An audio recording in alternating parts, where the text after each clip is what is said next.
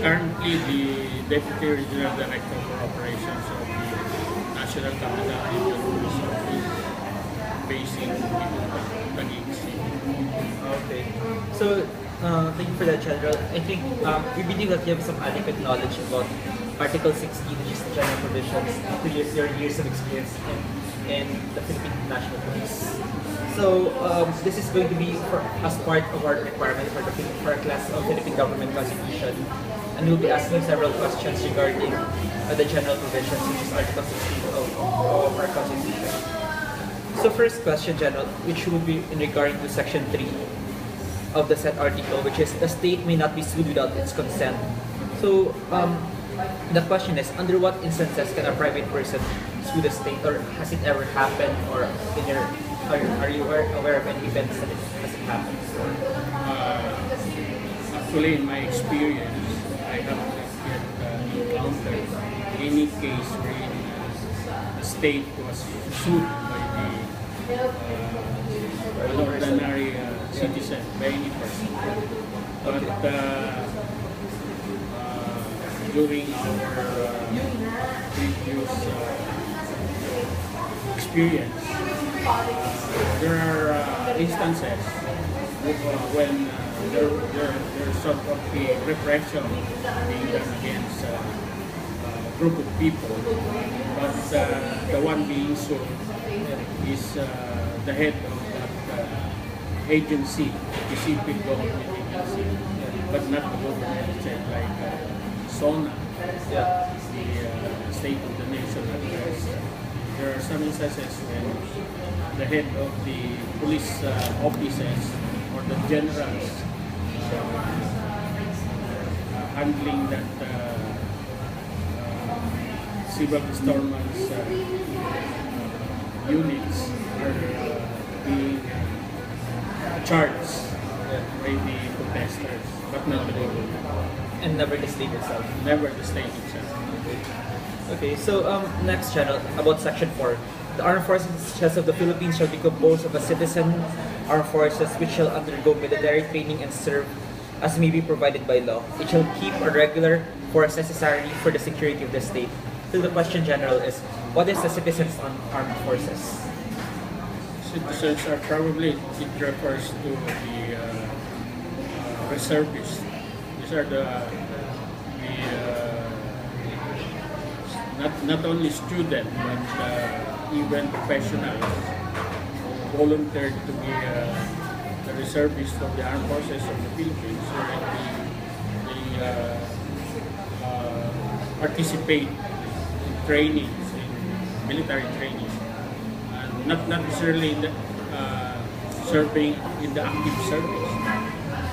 They are they form part the reserve force of the armed forces. Okay. So, General, can you join the Citizens Armed Forces even if you have not done ROTC training? Yes, you can. You say you're a professional, a lawyer, then you can join the reservists by there is a specific unit in the armed forces. They call it the APRISCOM that accept volunteers to become reservists. Okay. So next, General, Section 5.3, which states that professionalism in the armed forces and adequate remuneration and benefits of its members shall be the prime concern of the state. The armed forces shall be insulated from partisan politics. So the question is, why can't a member of the military be allowed to take in any partisan politics? Yeah, I guess based on that provision of the Constitution, wherein the member of the armed forces should not take part in any partisan politics because they are supposed to protect the people. They should protect the citizenry against repression. So I guess it's if you're a military officer and you engage in politics, I think that's not fair. It's not fair. So this is just to avoid any biases in society. So there won't be any one side, for any part of the military or any part of the PNP. Yeah, even the PNP, they're not supposed to take sides. Okay. So section 5.5, which states that the law on retirement of military officers shall not allow extension of their service. The question is, why does there have to be a mandatory retirement for military officers or even PNP officers? Yeah, based on in practice, there was a time when during the Marcos regime, when members, officers of the armed forces sometimes are selectively are extended over a period of a year, sometimes 2 years. That practice is not being right now. Is not being adopted because most of the younger officers, the morale is affected. So it's one of the reasons why the new constitution provides that there should be no extension, and the retirement should be mandatory at the age of 56. So these are some of the reasons why that provision, the constitution was framed. So as a general, do you favor the law that you are not allowed to extend your years of service?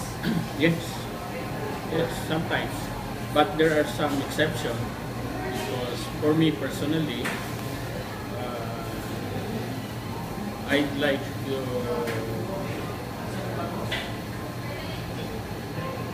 serve, to serve more, but because of that provision, I think my knowledge and experiences developed for several years might not be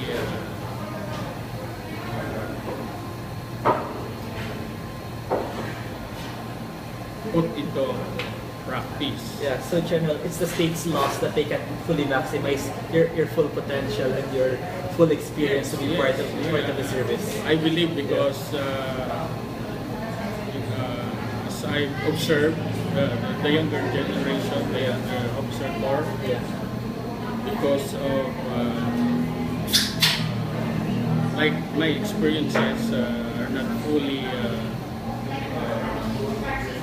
imparted or shared to them. So I think the mandatory age of 56 is some sort of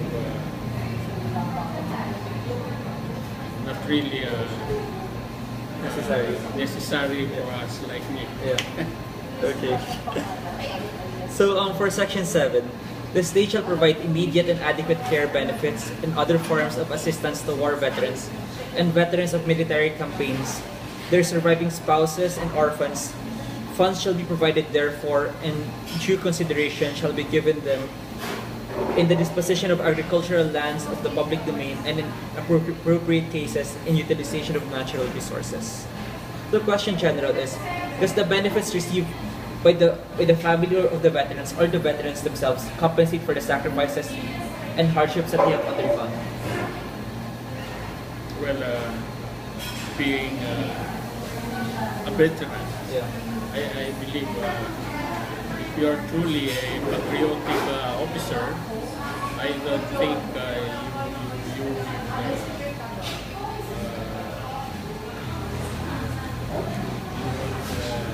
need anything.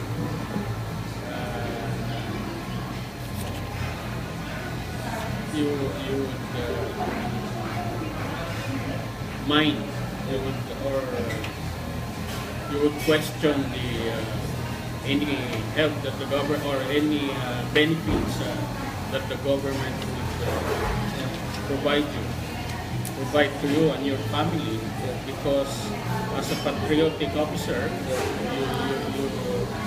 you volunteer to be a member of the armed forces and you fight for your country. So I don't think you should ask for in exchange for that patriotic act that you've done. So,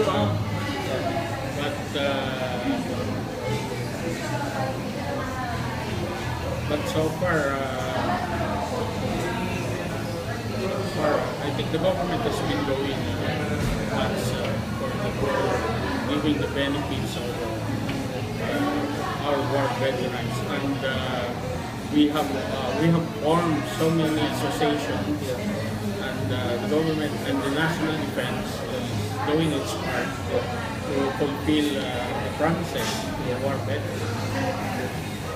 so General, is there any difference from the benefits received by the veterans and the military men or PNP personnel that have died in duty? Actually, for speaking as a PNP officer, we have our own